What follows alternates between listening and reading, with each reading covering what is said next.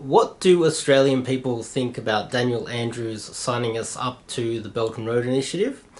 They were conducted in Hornsby, which is north of Sydney. And some of you guys asked me to ask construction workers, so I went out of my way and I found 7 construction workers. I managed to ask 11 baby boomers, 4 middle-aged Aussie women, 2 middle-aged Aussie businessmen in suits, 1 mid-20s Aussie girl, and 1 mid-20s Aussie guy, who I went up to him and asked him, "Are you Aussie?" And he said, "Yes, I am." And then I said, "Okay, can I interview you?" And he said, how do I know who he is?" And he said, "But you said Wazzy." It turns out he misinterpreted what I said. "Are you Aussie?" His name was Wazzy. And all of these people, which is approximately 26, I might have asked a few others in between that just said that they were too busy. I didn't include those people, but all of these people said that they don't know what the Belt and Road Initiative is, and if they did know what it was, they either didn't know who Daniel Andrews was, or what the Belt and Road Initiative is altogether. And this is not including the interviews that I got today.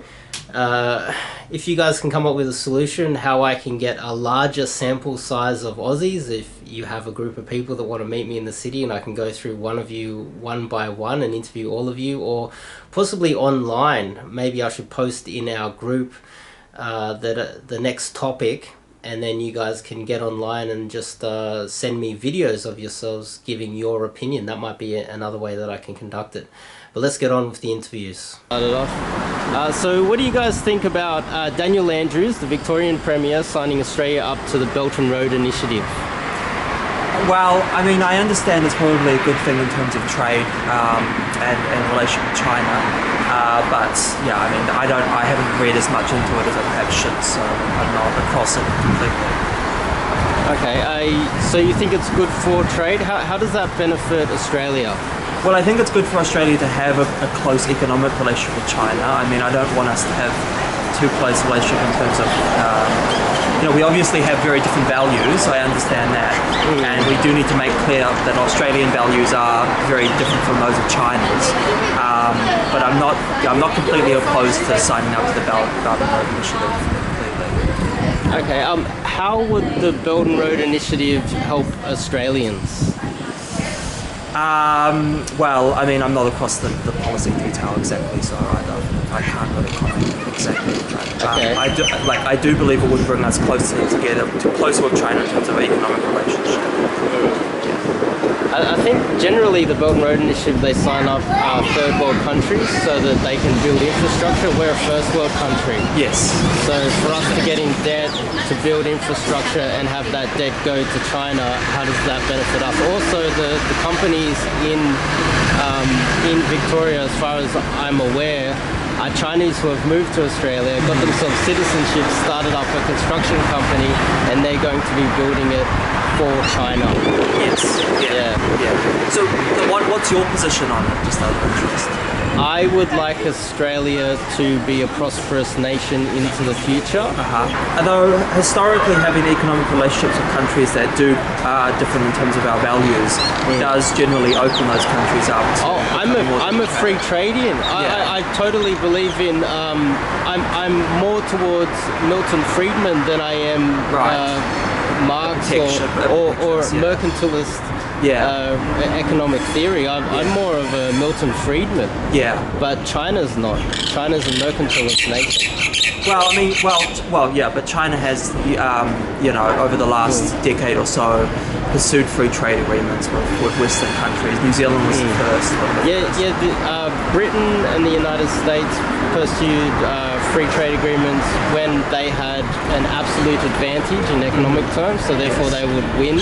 And if they have an economy 20 times larger than ours, that means that with a free trade agreement with us, they get what they want, and we just have to deal with we don't necessarily get everything that we want. Sure. Yeah. Sure, but that can be part of a free trade agreement.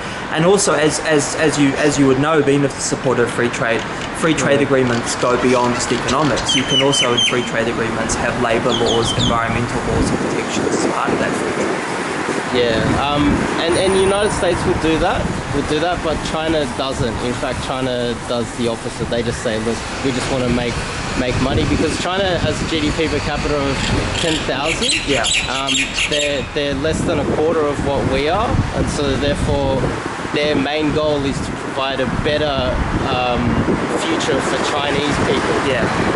We have to run our trade. But finally, Belt and Road Initiative. Thoughts on it? Good, bad? Well, I'm not across the policy detail in the way that I perhaps should be to be giving a qualified opinion. So I'm not. So you're leaning towards good. I am. I'm not fundamentally opposed, but you're not on trial, by the way. Yeah, you're just an Aussie in the street. Okay, I'm asking. What do you think? I honestly have no idea. I honestly have no idea what the Belt Road Initiative really is. I'm under the impression that he hasn't asked the Australian public. He's doing it on his own back, or he seems to be doing it on his own back, and he's doing it in privacy and secrecy, which I think is a load of bullshit. Am I allowed to say that? Yeah, why not? I'll demonetize the video, but that's fine. Okay, so it's more the fact that we don't know. It sounds like that's your biggest issue. You don't know what the terms and conditions, or you don't know. Well, to be honest, we don't really know, right? No. Is that your main concern? Well, I feel the Chinese Communist government is sort of trying to take over the world. You look at the sort of South Pacific nations where they're building airports and that, trying to get in there by stealth or whatever, they don't call it stealth. But unfortunately I don't trust the Chinese Communist government. And I'm surprised that Andrews does, or seems to. Yeah. That's about it. Can you think of any way that signing us up to the Belt and Road Initiative would benefit Australians? I don't understand it fully enough to comment on that. I'll be honest with you. Generally what they do is they go into third world countries, they give them infrastructure projects so that they can build. But we're a first world country that can build our own infrastructure. Why are we signing up to that?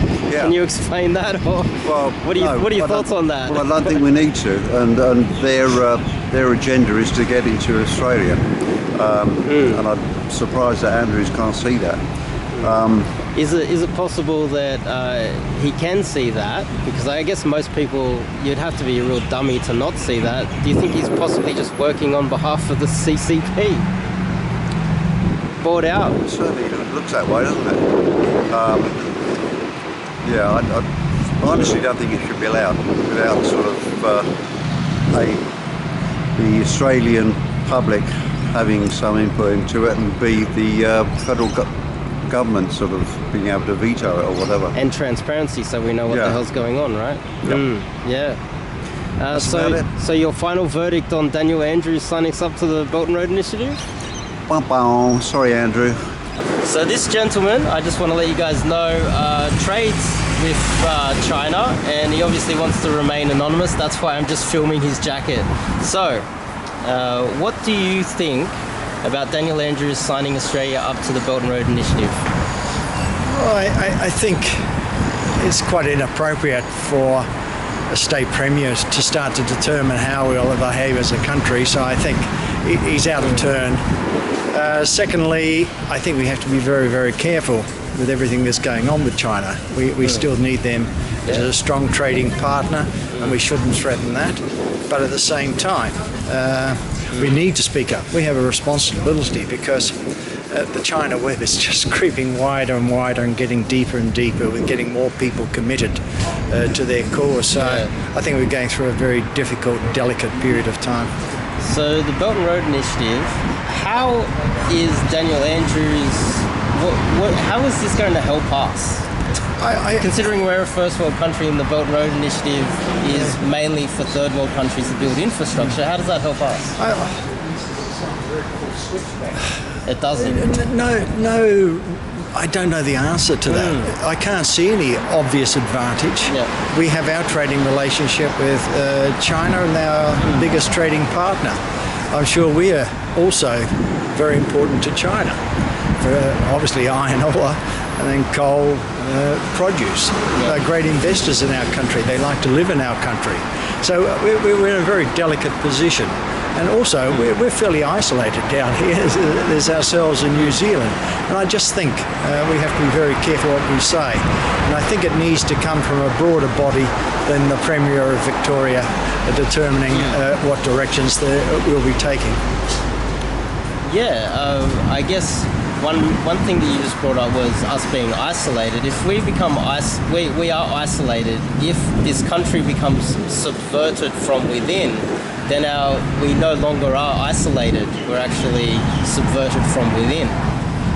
Oh, I can see no one's going to appreciate Australia taking too strong a side, particularly the Chinese, but also there are other people that are involved in taking similar directions and have similar concerns.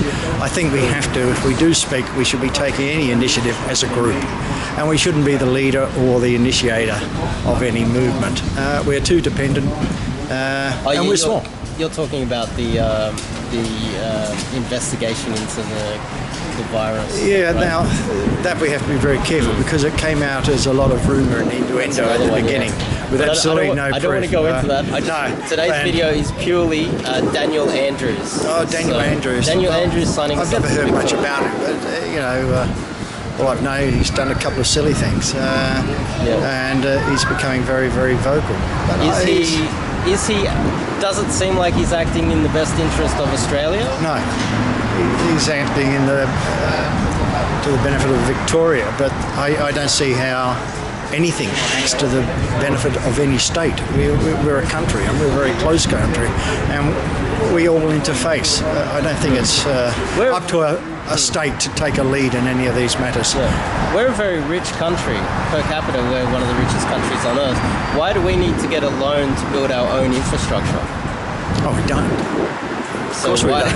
So what the hell's going on here? We can misplace $70 billion and not really feel any great concern. Sorry, that's coming back to coronavirus, but there's plenty of money. So why would you sign us up to that? I have absolutely no idea. No idea. Did you know that there's a lot of large construction companies in Australia that are people who have immigrated to Australia from China, and they've built Chinese companies that are actually acting on behalf of China, and they are more likely to get the contracts to build the Belt and Road Initiative in Australia and send the profits back to China? Oh, yes, of course. They're buying up prime producing land. Yeah. Chinese family who are associated to one of the richest men in Australia, Mr. Huang, who was their neighbour. He was my neighbour. They bought my house as well. They were coming down in tour buses, and these were all very, very rich men. They were touring Mosman, and they were buying properties. It was like a part of a tour and a group. So yes, there's a huge amount of money being diverted, and I've heard just recently on television comments coming back by Chinese saying this is becoming an even more desired location to be because of our closeness to Australia, and they also see us now as a very controlled and orderly country, particularly in our behaviour with the COVID-19 situation. So our image to the world is increasing. So if things continue like this and we continue to have politicians like Daniel Andrews, where do you see Australia in 15 years? Pretty good question. We're going to be stronger because we're part of it. We're part of Asia. What is changing now from China, this is actually opening doors because we're being forced to consider other countries in the region, not just China, and this is happening naturally. So personally, I'm doing more in Vietnam, looking more at Indonesia. So I think there's also maybe a benefit coming from these Vietnam's years. relationship with China isn't so good at the moment, and so far they released a statement. Well, I think they see what's happening in China as maybe an opportunity. I spend quite a lot of time in Taiwan, and what you see now are these collective meetings of the leaders of Southeast Asian countries. You're seeing high-speed train networks between Thailand, Vietnam, So it sounds like you're suggesting that we engage more with ASEAN. Yeah. I think we Even though the United States has removed themselves from the Trans-Pacific Partnership, we should engage more with them. Yeah, it's our doorstep. And there's another country out there, I think,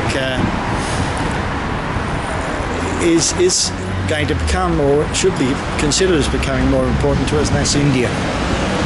Also a country of very, very, massive workforce, and they have to be employed more into the future. We have made our first inquiries on product out of India.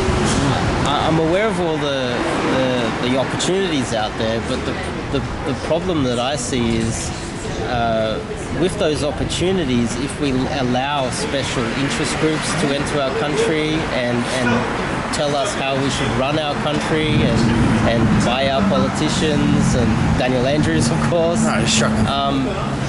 That can flip the entire country on its head.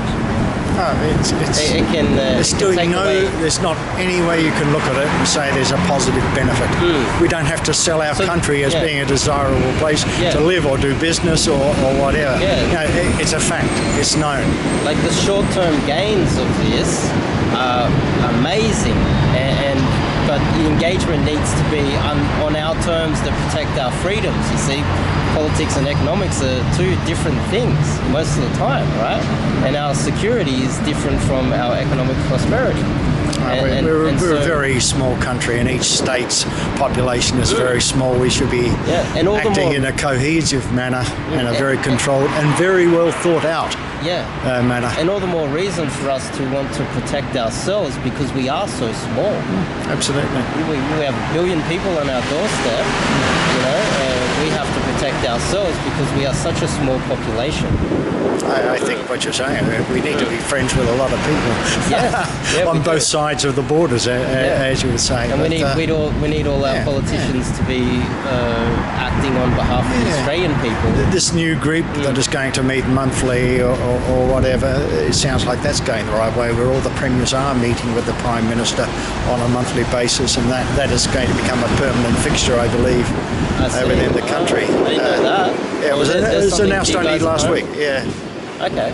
This has happened with the coronavirus, but now apparently a number of the premiers are seeing this as a pretty important thing. From what I understood, the announcement was made at the end of last week that that'll become a permanent fixture into the future. Not obviously worrying about health issues, but worrying about broader issues, including what Victoria would like to do, discuss it with the other partners in this country before you start going off on your own. Makes sense. There's something new for you guys at home, and so your final judgment on Daniel Andrews and the Belt and Road Initiative after our discussion. I think there's a couple of them. There's more than Daniel Andrews. They just have to learn to shut their mouths up. Today's is Daniel Andrews. That's today's topic. Okay, keep his mouth closed and start thinking of the bigger picture, not an isolated situation where he needs to do something to actually make himself seem to be more in control or more part of it. It hasn't been good. Great. Okay.